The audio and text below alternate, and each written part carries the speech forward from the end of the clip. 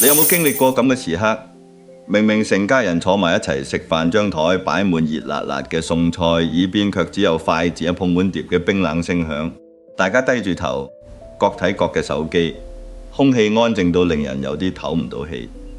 你試下夾起嚿肉放入個仔個碗度，佢哋卻只係淡淡咁回一句：我飽啦。可你小心翼翼咁問一句：最近點樣啊？得到嘅又只有一句敷衍嘅咪又係。咁你越係絞盡腦汁想揾話題，啲細路就躲得越快。望住佢哋攬住手機，偶爾露出微笑，卻對你連半個字都唔想多說。你心裏面係咪覺得無比委屈？你可能喺度諗自己辛苦操勞咗成世，點解臨老同仔女多講兩句都變成奢望？其實呢個並唔係電視劇裏面嘅虛構橋段，而係現實中無數家庭嘅真實寫照。有一項針對家庭關係嘅調頭情事，有超過30%嘅家庭，而係一陣很奇怪嘅人氣。每個月同長輩坐埋一齊食飯嘅時間，甚至唔超過2個鐘。而喺呢段極其短暫嘅相處入面，有一半以上嘅時間係完全沉默嘅。好多人都在面對緊一個殘酷嘅現實。你越係變老，屋企張飯台就越冷清。你越係想拉近距離，氣氛反而越尷尬。呢個究竟係點解？難道真係啲細路唔孝順咩？其實問題並唔喺呢度，好多時係因為我哋老一輩喺不知不覺中，將自己嘅關心變成咗細路精神上沉重嘅負擔。我活咗大半世，睇慣咗人情冷暖。成日有人問我點樣睇老去同家庭關係，其實我一向覺得千祈唔好以為自己是長輩，別人就理所當然應該聽你嘅。我甚至講過一句話：人老你最可怕嘅唔係冇錢，而係讓自己變成咗別人精神上嘅包袱。呢句話聽起嚟或者有啲吉耳，但仔細諗下卻係過日子嘅大實話。以前有主持人問我，作為老人家，你最驚見到咩嘢人？我當時想都冇想就回答話，最驚見得到深種老人，一開口就教人做事，一坐落就四處訴苦，而一走開就打電話追蹤呢3個特徵吧。我一向認為家庭關係中最容易犯嘅誤區，總結得非常之直白。今日我唔想同大家講咩空洞嘅大道理，只想靜下心來傾下我自己嘅心底話。點解細路小時候咁黐我哋，大個咗卻拼命想避開我哋？點解我哋明明懷住一片好意換來嘅，卻係佢哋嘅冷漠同唔耐煩？憑我呢幾十年嘅經歷嚟睇，如果想讓仔女真心願意親近你，其實方法非常簡單，只需要我哋主動戒咗以下呢3樣嘢。第一樣要戒嘅就係好為人師，即係話唔好再試圖去充當仔女嘅人生導師。我哋呢啲當長輩嘅最重要講，我食嘅鹽多過你食嘅米，我咁做都係為你好。但我一向認為細路絕對唔係我哋嘅作品，佢哋有屬於佢哋自己嘅人生，佢哋自己先至係嗰本書嘅作者。如果你總是將佢哋當成未大透嘅細路，處處指手畫腳，佢哋就永遠都無法真正獨立同成長。你總是話佢哋揀錯工、買錯樓、嫁錯人，但嗰個係佢哋自己嘅人生，只有自己撞個南牆先至可以真正長大成熟。所以千祈唔好將自己人thiết浸會，將自己嘅價值觀硬生生咁套喺下一代身上。大家都知道我一生堅持丁克冇親生嘅仔女，但係喺我嘅生命入面，我身邊從不缺少睇住大嘅晚輩同乾仔女。在我心裏，佢哋同親生骨肉冇分別。就拿我嘅乾仔蔡豪嚟講，佢小時候特別從意打機，成日打到半夜3更都唔瞓。如果換作一般嘅父母，可能早就大發雷霆，甚至釘爛電腦、拔掉網線。但我當時只係行過去，溫和咁同佢講咗一句：唔好搞壞對眼。佢當時好詫異，忍唔住反問：唔通你唔驚我耽誤學業、荒廢前途咩？我笑住回答：你人生係你自己嘅，如果你覺得擔唔得起，那就擔誤吧。如果你擔唔起，你自己自然就會清醒。你睇我關心嘅係佢對眼會唔會受損，而唔係嗰張凍冰冰嘅成績單。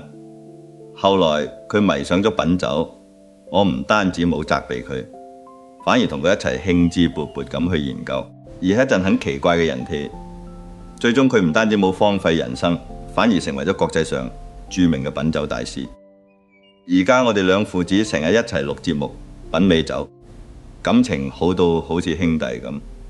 仲有我嘅乾女蔡寧，讀書成績一直名列前茅，名牌大學畢業，但佢突然同我講想去法國學廚藝，一年學費加生活費要幾十萬，呢筆錢唔係小數目。佢原本以為我會極力反對，點知我二話冇說，即刻開咗張支票，開開心心咁送佢上飛機。當時有朋友勸我：你女名校畢業去做廚師，會唔會太失禮？我當時就反駁佢哋：做廚師點解失禮？我食咗成世，呢世最尊敬嘅人就係廚師。一個女仔識得為自己中意嘅事去奮鬥，去追求，我驕傲都嚟唔切。後嚟佢學成歸來，果然成為咗一名優秀嘅知名主廚，仲開咗一間屬於自己嘅高檔餐廳。試諗下，如果我當初一味阻攔，逼最好期去考公務員或者做朝九晚五嘅工作，那麼呢個世界上或者就會少咗一位卓越嘅主廚，而多咗一個成日怨恨我嘅女。呢個就係控制與放手嘅分別。你越係想用所謂嘅經驗去規劃佢哋嘅人生，佢哋就越覺得窒息，越覺得你煩。而當你選擇放手，佢哋反而能走出真正屬於自己嘅寬闊大路。我成日講一句好通俗但好實在嘅話：你照顧唔到嘅事就唔好去照顧。而係一陣很奇怪嘅人貼。有啲嘢我哋連自己都照顧唔好，又何必去強行介入仔女嘅未來？心理學中有一個概念叫做過度養育，指嘅係父母過分介入子女嘅生活、決策同情緒。研究表明，過度養育會直接導致子女嘅焦慮指數急劇上升，而與父母之間嘅親密程度卻會斷崖式下跌。你越係替佢哋將一切都諗好，佢哋就越覺得自己無能。你越係急住幫佢哋做決定，一隻很奇怪嘅人貼，佢哋就越覺得自己愚蠢。你出於好心嘅保護，最終都變成咗禁錮佢哋嘅無形枷鎖。你成日抱怨仔女唔聽你話，但你有冇諗過，你講嘅話有幾多係佢哋真正需要聽嘅？你日日教佢哋點樣做人，但你自己又做得點樣？我一向主張傾聽，永遠比說教更重要。無論發生咩事，只要唔影響你嘅正常生活，你都應該學識開開心心咁去傾聽。我以前寫過一篇文章，講有一次我同個後生仔坐埋一齊傾偈，個後生仔滿懷憧憬咁話自己以後想去當街頭藝人。我聽完之後冇好似其他長輩咁即刻潑冷水，話佢不務正業、冇出息。相反，我好認真咁問佢：你準備好未？街頭賣藝都係需要真功夫嘅。個後生仔一聽，雙眼放光，拉住我足足傾咗2個鐘。佢詳細嘅計劃，我就咁安安靜靜咁聽咗2個鐘，偶爾點下頭，偶爾提1兩個到肉嘅問題。最後後生仔感動到同我講：蔡生，你係第一個冇責罵我嘅長輩。我笑着同佢講：我責罵你做咩？路係你自己行嘅，我只係想聽下你打算點樣行好。佢好似呢種識得尊重、願意傾聽嘅長輩，有邊個後生會唔中意、唔想親近呢？而係一陣很奇怪嘅人鐵。呢個就係第一屆戒調好為人師。當你唔再試圖去操控佢哋，佢哋才會真正願意敞開心扉，向你分享佢哋嘅內心世界。而係一陣很奇怪嘅人鐵戒調。說教只係第一步，接落嚟呢個更難戒嘅係第2樣嘢，就係負面情緒。千祈唔好讓自己變成一部無休止嘅訴苦機。而有啲老人家只要一開口，必定係滿腹牢騷，唔係抱怨自己當年過得有幾慘，就係痛陳呢個世界對自己有幾唔公平，而係一陣好奇怪嘅人鐵。要麼抱怨邊個又唔孝順啦，要麼就係日日咁嗌自己周身骨痛。每次啲細路見到佢哋，都好似在接受一場冰冷雨水嘅洗禮。雖然後生喺情感上同情佢哋，但喺潛意識入面卻只想離佢哋遠啲。呢個係非常現實嘅人性。試問有邊個會願意成日面對個唉聲嘆氣、滿面愁容嘅人呢？仔女都係普通人，佢哋每日喺外面工作，喺社會打滾，有一陣很奇怪嘅人鐵，已經承受咗好多委屈同壓力。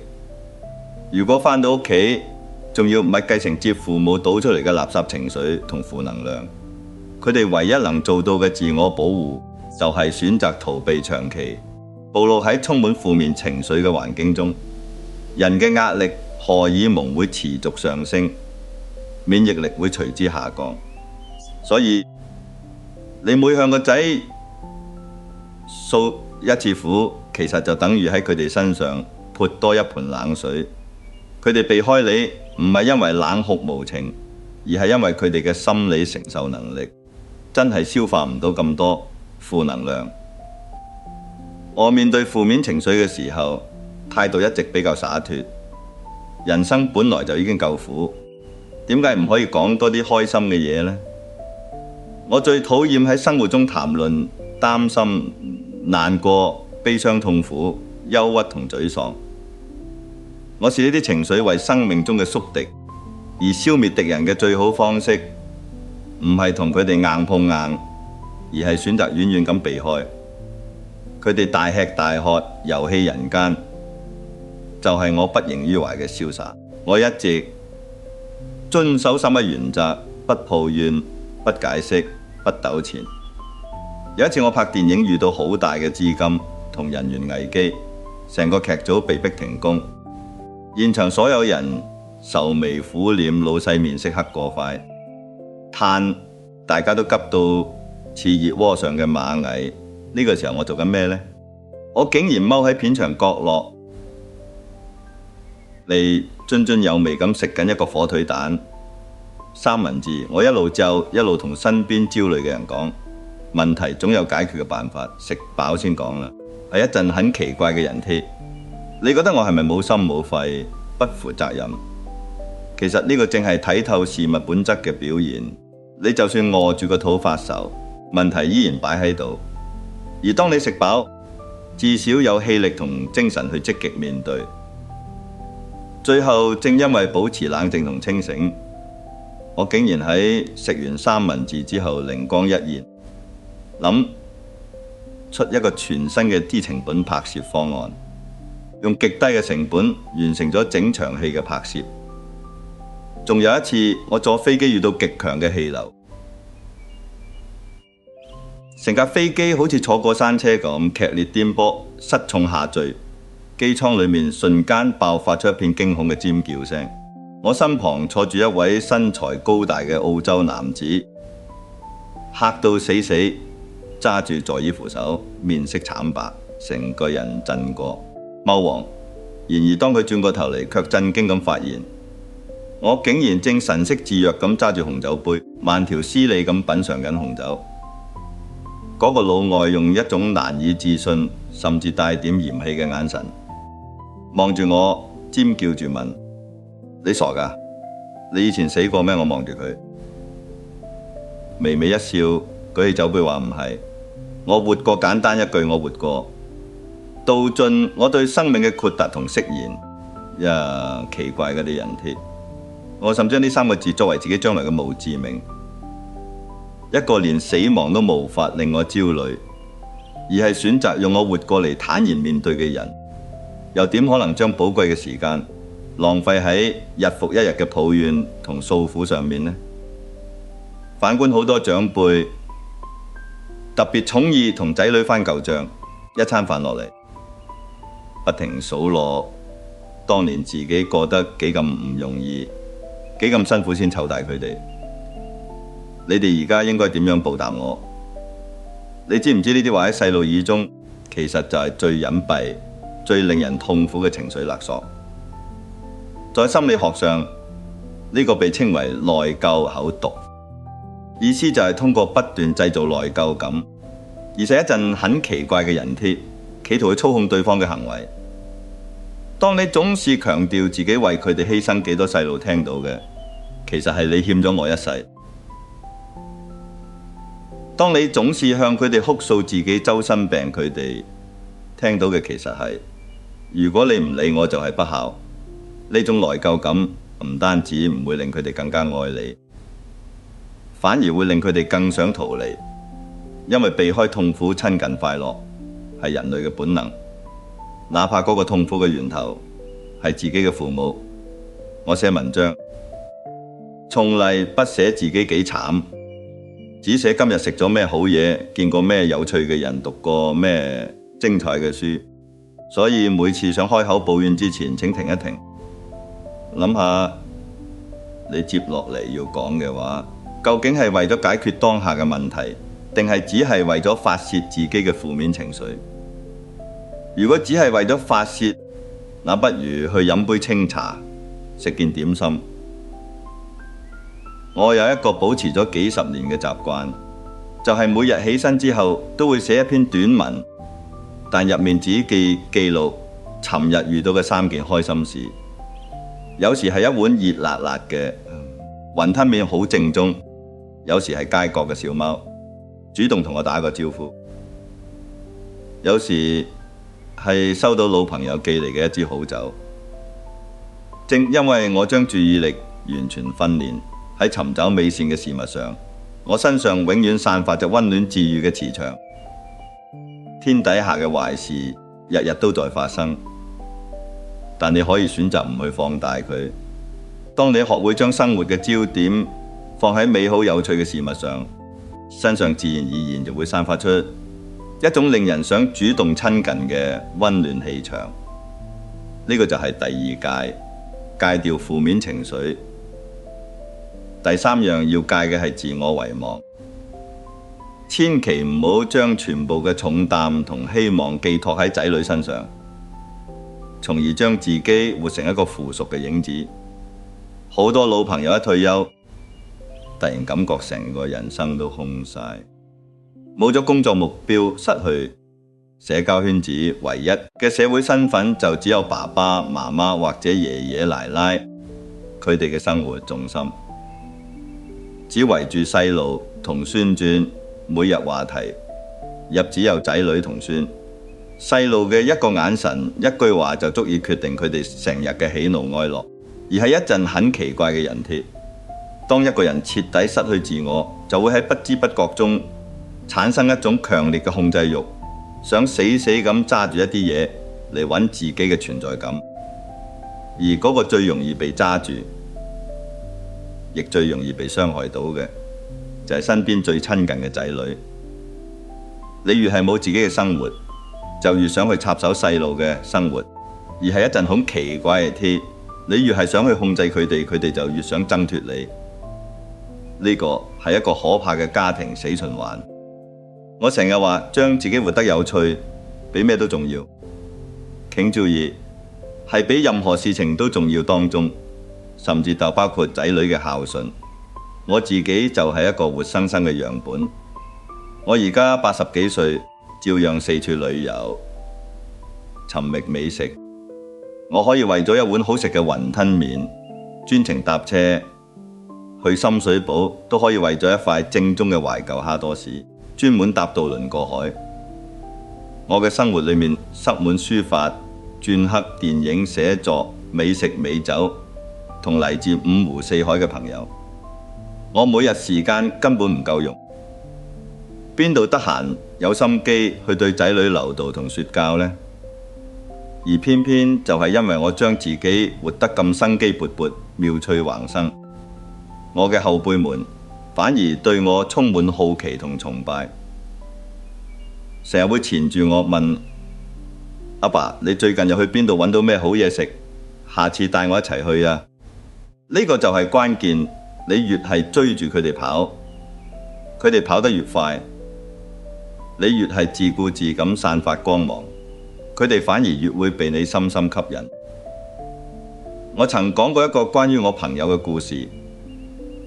嗰位朋友退休前係一名普普通通嘅公務員，啱退休嗰陣，佢都同好多老人一樣，覺得人生失去意義，成日坐喺屋企對住部電視機發呆。直到有一日佢散步時，偶然經過一間圖書館，一時興起就行咗入去。從此以後，佢好似發現咗一個新大陸，每日一早去排隊等開館，一坐就係成日，直到閉館先肯走。佢喺入面咩書都睇，由天文地理到武俠小說，無所不包。幾年過去之後，佢成個人嘅談吐氣質都發生咗翻天覆地嘅變化。原本唔多返屋企睇佢嘅仔女，後來每週末都爭住搶住帶細路返嚟睇。點解？因為佢個孫最從意聽爺爺講故事。爺爺講嘅唔係嗰啲陳年舊怨，亦唔係大人嘅八卦，而係神秘嘅宇宙奧秘、精彩嘅《三國演義》同各種神奇嘅自然冷知識。你睇呢位爺爺冇花仔女一分錢，只係用空閒時間將自己變成一個博學有趣嘅人，就輕而易舉咁贏得全家嘅尊敬同喜愛。對於孫輩，我都係話孫仔孫女偶爾抱下，帶佢哋玩下，就千祈唔好搶住去湊湊。細路係仔女嘅責任，唔係你嘅義務。你如果硬要將呢個包袱搶過嚟，唔單止累壞自己身體，吃力不討好，仲成日會因為育兒觀念嘅分歧，導致家庭矛盾婆媳不和，最後好心做壞事，將溫馨嘅家庭關係變成一顆一觸即發嘅炸彈。我見過太多家庭因為搶住湊孫嘅問題搞到不可開交，最後反目成仇。學識適時咁退出，俾彼此留出空間，先係晚年生活最大嘅得體。所以話戒好為人師，戒負面情緒，戒自我遺忘，呢3點做落嚟，最終受益嘅其實唔係別人，正係我哋自己。我最自豪嘅地方，而係一陣恨奇嘅人鐵，就係我真正做到為自己而活。呢個絕對唔係自私，因為一個人連自己都照顧唔好，係冇能力去照顧任何人嘅。好多長輩總是誠意將犧牲掛喺嘴邊，覺得自己為孩子奉獻咗一生，但佢哋唔知道犧牲係一份重到令人唞唔到氣嘅禮物。細路收到咁奇怪嘅人皮，心裏留下嘅只有沉重嘅負罪感同內疚。佢哋點可能活得輕鬆，活得快樂？我講過，我自己活得快樂，就係對仔女最大嘅貢獻。我嘅愛唔係沉重嘅枷鎖，而係好似流水咁溫柔自然，流動不息。喺細路好細個嗰陣，我帶佢哋出國旅行，但一到目的地，我就會對佢哋講：我哋分頭行動，你自己去探索你感興趣嘅世界。傍晚6點，我哋喺酒店大堂集合，有人問我放唔放心，我話唔放心都要放心，你唔放手，佢哋永遠學唔識睇地圖，結果佢哋喺7、8歲嘅時候已經學識得自己搭地鐵，自己問路返酒店。呢種獨立自主嘅能力，唔通唔俾你日日喺屋企睇住佢寫作業，逼佢背唐詩有用得多咩？其實做父母嘅係一場關於體面退出嘅修行。由細路出世嗰刻起，我哋就開始咗一路放手嘅旅程。放手等佢學識行路，放手等佢返學，放手等佢拍拖，最後放手等佢去過屬於佢自己嘅人生。呢個過程或者充滿不安，但係呢個係我哋必須去修完嘅功課。如果你一直唔肯放手，唔單止很奇怪嘅人添，唔單止捆綁咗細路，亦同樣捆綁咗你自己嘅晚年。而家好多後生仔成日會提到原生家庭呢個詞，反思父母嘅教育對佢哋造成嘅心理陰影。我哋做長輩嘅，聽到呢啲話時，千祈唔好立刻感到憤怒，覺得佢哋係嗰度忤逆同叛逆。唔係，我哋可以冷靜落嚟諗下，係咪有啲地方我哋真係可以做得更好？我都曾笑着對後生嘅想法表示理解。我講過，後生有後生嘅諗法，我哋呢啲老家伙只要唔阻住佢哋條路就好。呢種開明嘅態度，先至令到後輩覺得我哋係同道，而唔係對立面。你再諗下你身邊嗰啲令你真心想親近、想同佢哋傾偈嘅長輩，佢哋有咩特點？我估而係一陣很奇怪嘅人添。佢哋絕對唔係嗰啲成日鬧到你瘦咗，叫你食多啲，或者對你嘅工作指手畫腳嘅人。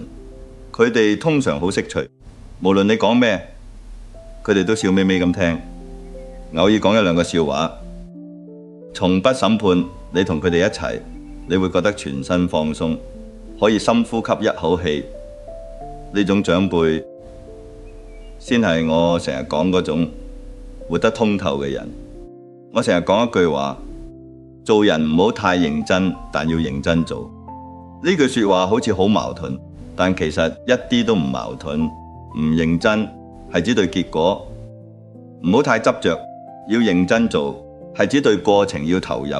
你同晚輩相處，因為奇怪嘅人添。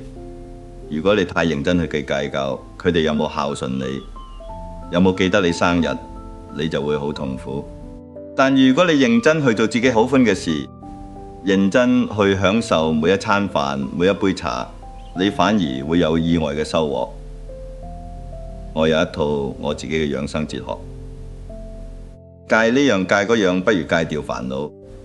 如果食得唔快樂，長壽又有咩用？同樣，如果同仔女相處，要步步為營，要壓抑自己嘅情緒，呢啲日子過得又有咩意思？